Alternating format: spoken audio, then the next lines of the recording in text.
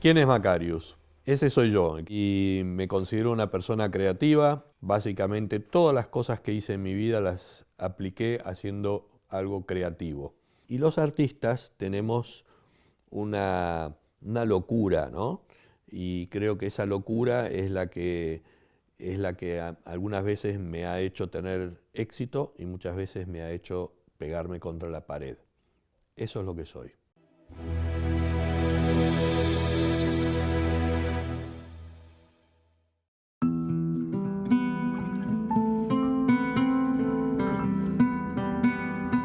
Empecé muy joven.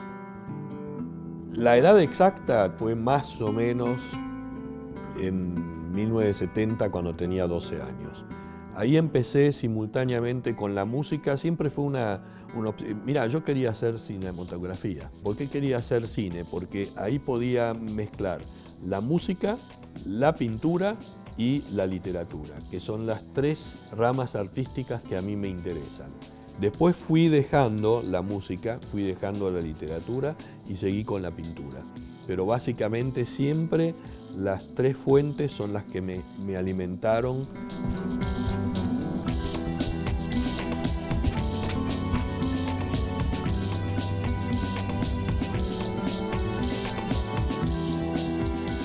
Empecé de casualidad, ¿no? Porque mi padre me llevó a ver una exposición de Paul Klee, que era su ídolo. Y yo vi eso a los 12 años y dije, mira, esta porquería la puedo pintar yo también. Me dijo, bueno, si vos podés pintar esta porquería, pintala. Yo llegué a mi casa, agarré una sábana, mi madre estaba feliz, la corté en pedacitos y empecé a pintar esas cosas, que todavía están y hay un montón de esos hechos. Así empecé. Y después fui generando una imagen propia a través de prácticamente 2 años, porque de los 12 años a los 15 fue cuando empecé a desarrollar prácticamente mi primera exposición, que me la organizó Rafael Esquirru, que es el fundador del Museo de Arte Moderno, y después el profesor Guillermo Whitelow, que era director del Museo de Arte Moderno. En el año 76 tuve mi primera exposición individual con 50 obras en el Museo de Arte Moderno de Buenos Aires.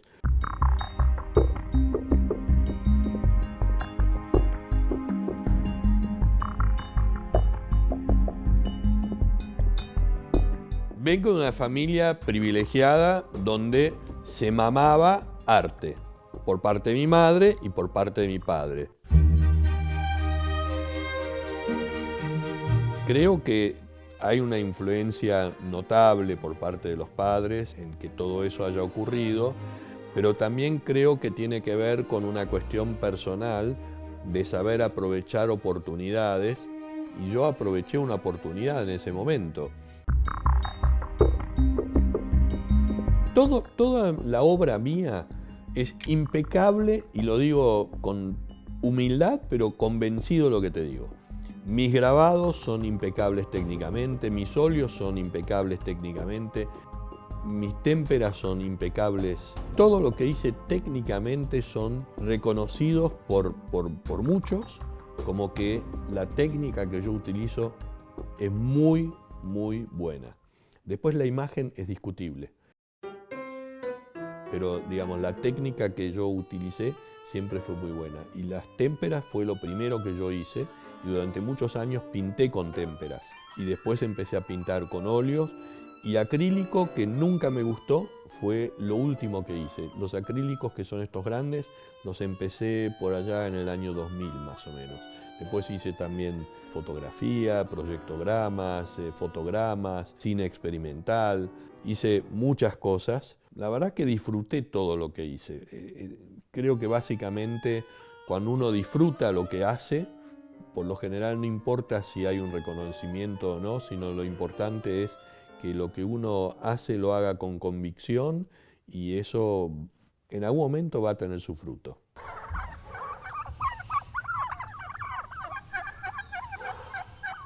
Yo cuando me pongo a pintar enfrente a un lienzo o a un papel, en realidad tengo todo en la cabeza. Es igual como cuando escribía música. La tengo en la cabeza y lo plasmo, pero no hay algo que me alimente. Yo creo que lo que alimenta a un artista es la vida, las vivencias, las experiencias buenas, malas, mediocres, momentos en los cuales uno por ahí te enamoraste de alguien o te enamoraste de otra persona o te peleaste con alguien o pasó algo en el mundo, y esas son las cosas que uno plasma como artista. El artista no es otra cosa que un redactor de la vida, es un periodista que plasma en su forma de expresión lo que ve a su alrededor.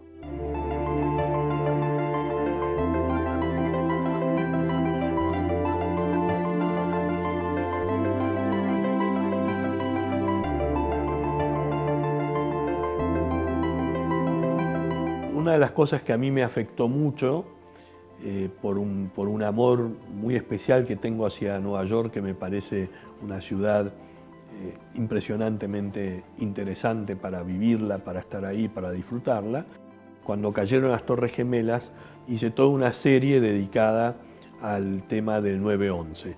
Esa exposición yo la hice, me la auspició la Embajada de Estados Unidos, que fue la primera vez que auspiciaba algo de un no ciudadano americano, y la ESO, que es símbolo de otra empresa norteamericana. Me auspiciaron esa muestra en una galería, que era la Galería Lagarde, donde yo tuve mi primera muestra. Esto es la parte oscura de mi pintura, ¿no? Esta es la serie del 9/11. Ahora, todos recalcan un punto en esto, que esto es una cosa terrible, lo que pasó, el atentado, pero por otro lado, como yo logré, según ellos, plasmar esto en un cuadro y hacer algo lindo. Se ve el fuego, se ven las torres, se ve el edificio, se ve todo, pero tiene como una cuestión de que se lo ve lindo, ¿no? Esto es lo que dicen los expertos. Yo no sé si son lindos o feos, yo te puedo asegurar que yo los miro y creo que tienen mucho colorido, muy armonioso, mucho trabajo, y me gustan mucho.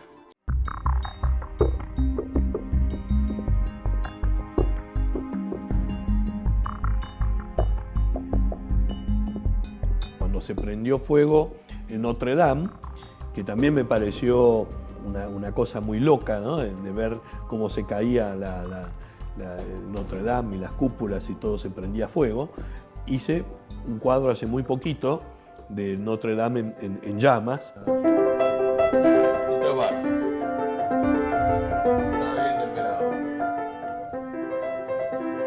Lo que más disfruto es expresarme a través de una pintura, pero siempre tiene que ser acompañado de la música. La música para mí es como una cosa que me envuelve en ese momento y me genera una especie de situación que tiene que ver también con los colores, con los movimientos y con las imágenes que yo voy plasmando en la pintura.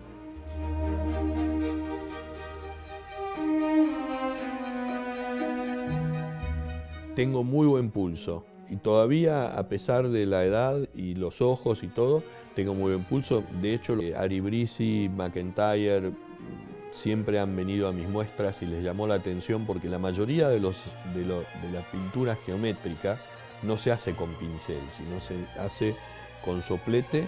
En el caso mío, yo pinto todo a pincel y el buen pulso hace de que no puedan creer que los cuadros que yo pinté en témpera y en acrílico y en óleo no están hechos a pincel. En un momento dado yo sentí que estaba muy metido en lo que era una situación de la cual no encontraba una salida, y entonces decidí forzarme a romper, digamos, los moldes con los cuales yo estaba pintando, que eran muy geométricos, muy abstractos, y quería ir hacia una cuestión más figurativa. Ahí me metí en el taller de grabado, en donde yo quería romper los moldes que yo estaba haciendo.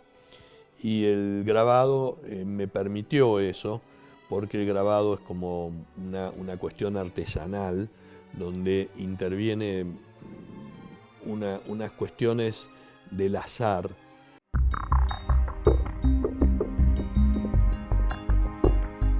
Los grabados en metal tienen un proceso complejo.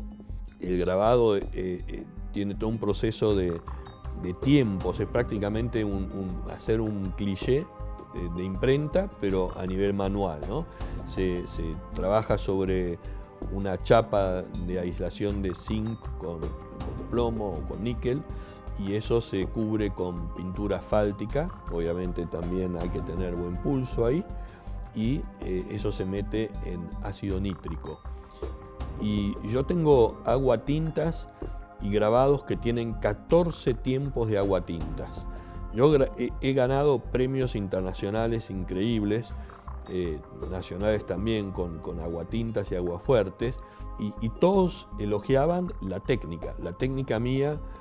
Yo estudié grabado en el taller de Margarita Galetar y Alfredo de Vicenzo, y todos no podían entender cómo yo lograba hacer 14 tiempos de aguatinta, ¿no? Porque eso era, no había un reloj que lo controlaba. Vos lo metías, tenías que olfatear, tenías que mirar cómo salían las burbujitas, sacarlo, lavarlo, volver a poner, taparlo y después hacer las copias. Es un trabajo inmenso hacer grabado de metal, y después hacer los tirajes, ¿no?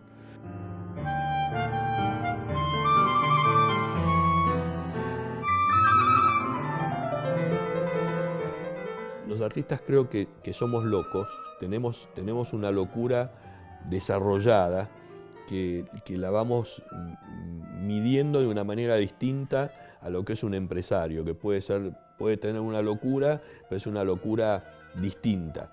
Todos mis óleos tienen su boceto, todos mis grabados tienen su boceto en lápiz. Yo bocetitos de 3 centímetros por 5, por ahí, y después hice el óleo grande, de 1 metro por 70, y exactamente igual y exactamente los mismos colores.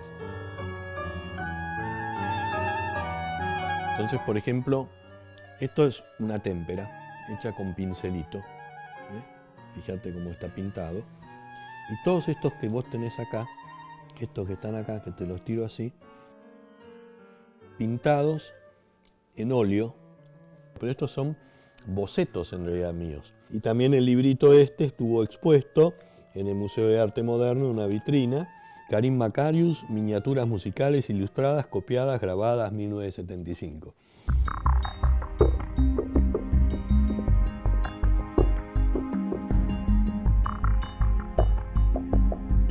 Solamente entre óleos, acrílicos, témperas grandes, digamos, obras importantes, debo tener más de 500. Y después están los grabados, que obviamente, como son series, digamos, se multiplica mucho. Igualmente, 500 telas es mucho.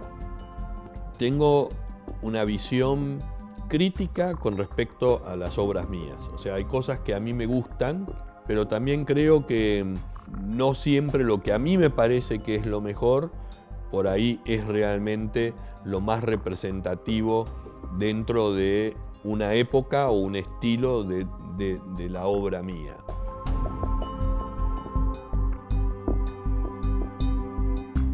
Es una virtud aceptar de que las cosas no son así y que no hay variantes. La vida fluye, y así como la vida fluye, también fluyen las ideas y fluyen los gustos, y uno va modificando y variando las ideas, y eso también hace que yo haya cuadros que me gustan y cuadros que hoy los miro y no me gustan, y en su momento me parecían interesantes.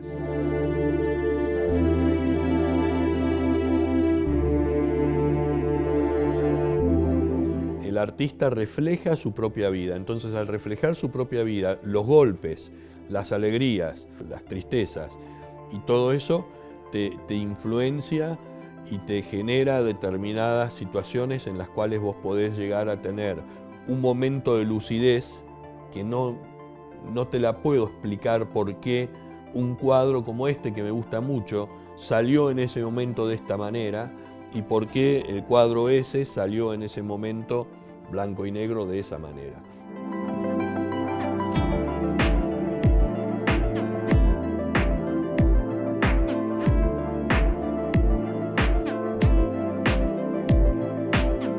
Hubo muchos momentos de altibajos, porque todos tenemos momentos altibajos en la vida, ¿no? O sea, los golpes los tenemos, nos damos golpes constantemente, y el último golpe que tuve, que fue el golpe del cáncer en el 2018, y después 2 años de pandemia, me generaron de alguna manera la última... El último empujón que tengo hasta el día de hoy, en el cual pinté 70 cuadros de 2 metros por 1,30, más otros tantos de 80 por 1,30, y que tienen que ver con el COVID, que tienen que ver con la muerte, pero que en definitiva yo creo que representaron para mí una terapia. Cada cuadro tiene encerrado, así sean cuadros abstractos, o cuadros que son un poquito más figurativos, tienen una historia. Detrás de cada cuadro hay una historia. Esa historia la conozco yo y muchas veces no la hago pública. Yo creo que los cuadros están hechos para que vos los mires y vos te imagines qué es lo que yo quise representar. Creo que de eso se trata. Y después hay un leitmotiv en todas las cosas mías, en los cuadros que me rodean, etc. Desde los primeros cuadros que yo hice conscientemente del año 70 hasta el 2023, siempre hay elementos que se repiten en todo el tema de mi pintura. Y también hay una fuerte impronta en cuanto al tema de la música que influye mucho en lo que yo hago.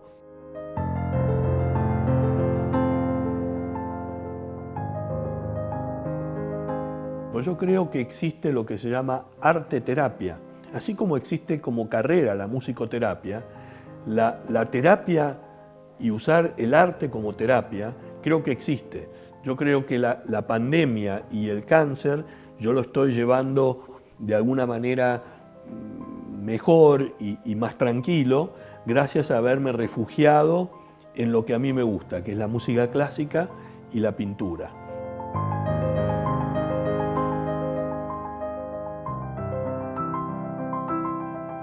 Y pinté esta serie de más de 70 cuadros, que son como para mí un resumen de todo, ¿no? Ahí yo ya rompí el molde de lo que es lo geométrico, a pesar de que sigo trabajando con técnicas muy específicas que tienen que ver con el grabado, con la témpera y con el óleo, todo mezclado en lo que es este tipo de cosas, ¿no? Entonces, eso era, digamos, la última etapa mía, al día de hoy, vendría a ser pintar con cáncer y con COVID, digamos. Y de alguna manera eso era lo que a mí me nutría y me generaba, digamos, los cuadros que yo pinté últimamente.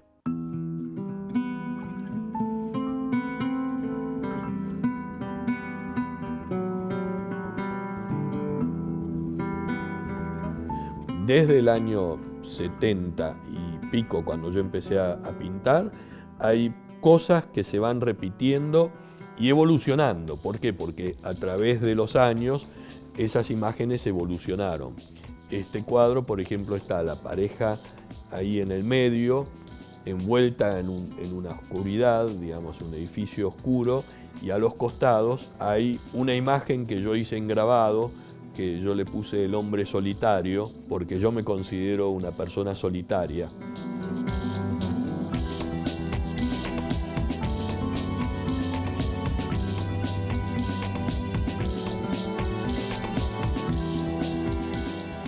Me costó mucho pintar delante de personas. Acá recién en la época de la pandemia, ahí me vieron y me filmaron y sacaron fotos cuando estaba pintando. Yo siempre dije que para crear uno tiene que estar en desequilibrio. Por eso digo que los artistas somos locos, ¿no?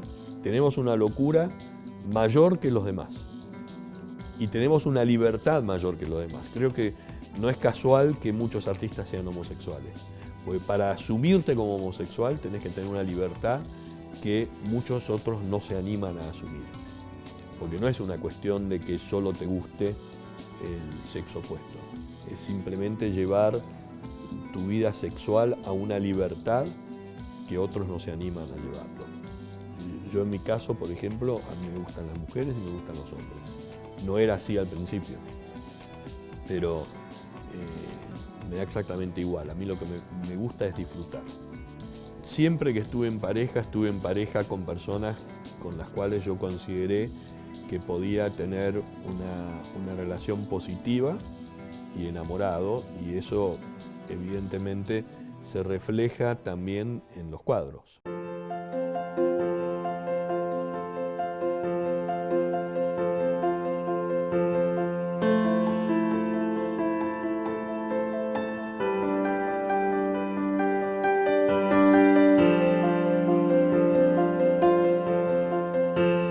No es que le tenga miedo a la muerte, le tengo respeto. Yo creo que tengo claro que ya viví más de lo que me toca vivir. Me ha ayudado el temor a la muerte para ordenarme yo en muchos aspectos. Yo en otros momentos, al no pensar en la muerte, gastaba la plata, vivía de una manera muy distinta a como vivo ahora. La muerte está presente en mi obra. Está presente en toda esta obra, sobre todo en la última etapa, que fue traumática, ¿no? Porque no solo el cáncer, sino el COVID. Pero yo creo que es una etapa en la vida, ¿no? O sea, uno puede tener miedo a muchas cosas, pero la muerte, si te ocurre y se acabó y ya está. ¿Qué le vas a hacer, no? Lamentablemente es lo que a uno le toca. En mi caso está anticipado y estoy advertido. Y eso es una ventaja. Es una ventaja y una desventaja. Porque yo veo gente mayor que se va deteriorando y realmente tiene una vida que yo digo, esa no me gustaría tenerla. Y yo, como digo, toda mi vida fue una vida de privilegio. Y lo único que espero es lo mismo que dijo mi padre, que no se pierda. La verdad que eso creo que a cualquier artista lo que le preocupa es de que su obra no se pierda. Eso es lo único que me gustaría, que no se pierda la obra, ¿no? O sea, porque yo creo que en la vida de un artista, en todo aspecto, hay tiene que ver con la locura, creo, y hay como un deseo de dejar algo más allá de la vida. Lo que queda es la obra. Después podemos reescribir de alguna manera su vida. Entonces, creo que el artista genera arte con la idea de perdurar en el tiempo, más allá de la vida.